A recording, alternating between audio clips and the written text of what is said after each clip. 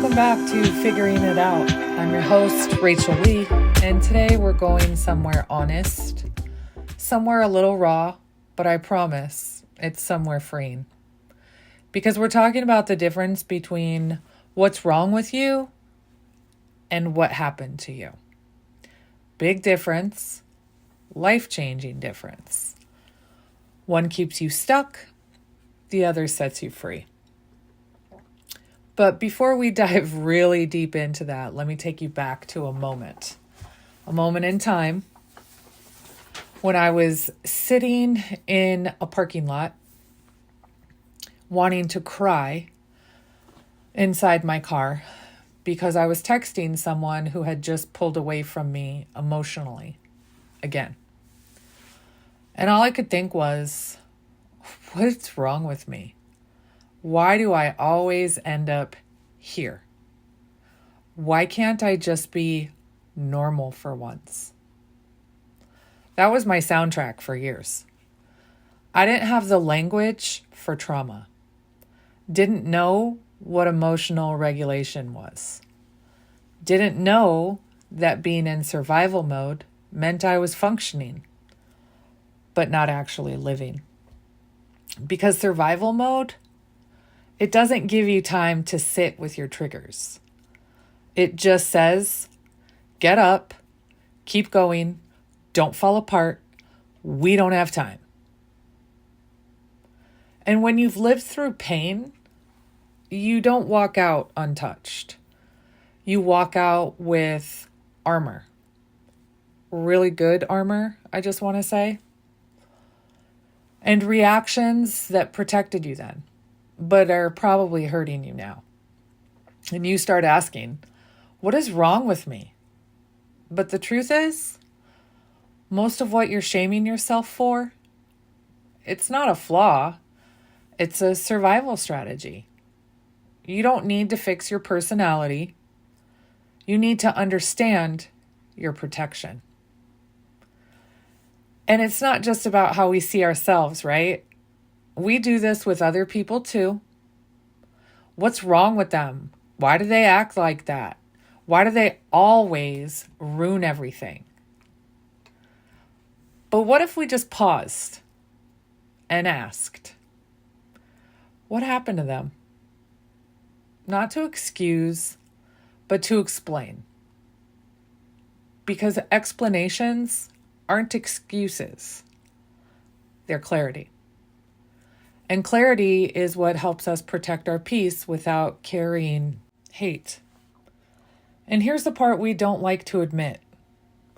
When we get hurt, when we don't feel chosen, when we want more and don't get it, we don't always deal with that pain honestly.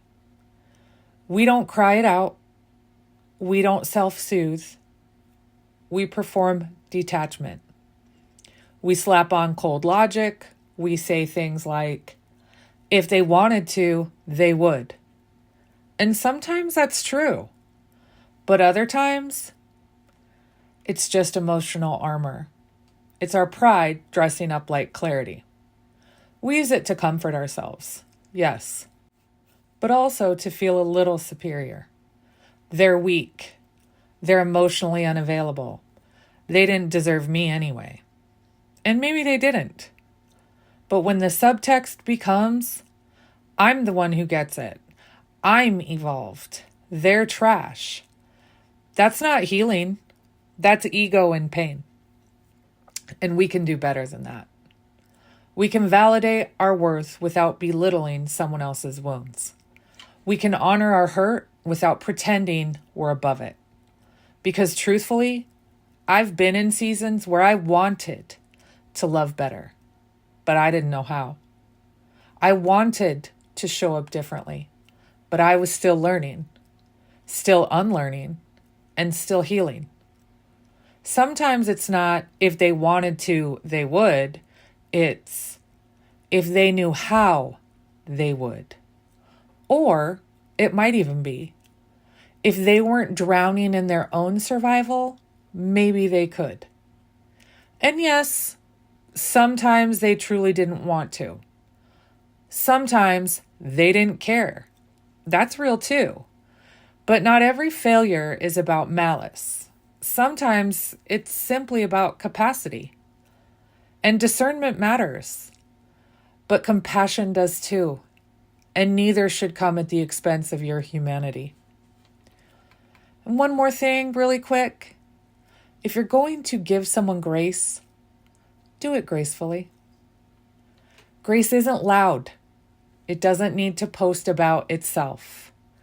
It's not a, look how evolved I am for tolerating this person. That's not grace.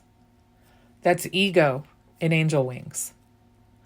Real grace is quiet, secure, compassionate.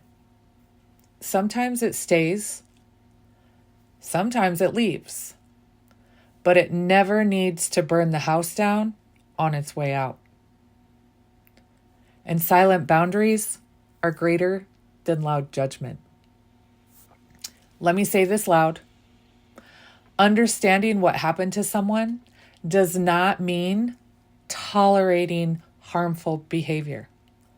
We still get to have boundaries. We still get to walk away.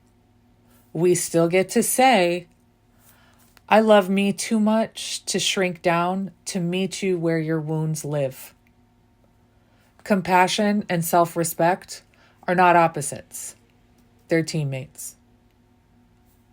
Now, before we wrap up, next time your mind wants to go, what is wrong with them? Or, what is wrong with me? Pause. Take a breath and ask yourself instead, what happened that taught them or me to survive like this? That shift turns shame into curiosity. It softens judgment into understanding. It turns trauma into a choice point. Because healing isn't about never being triggered again. It's about not abandoning yourself when you are. If this landed with you, share it with your best friend, with your therapist, with your journal. Follow the podcast. We've got more coming, more truth, more nuance, and more healing coming your way. Until then, stay soft, stay discerning, and remember, there's nothing wrong with you. You're learning what shaped you, and that is healing in motion. See you next time.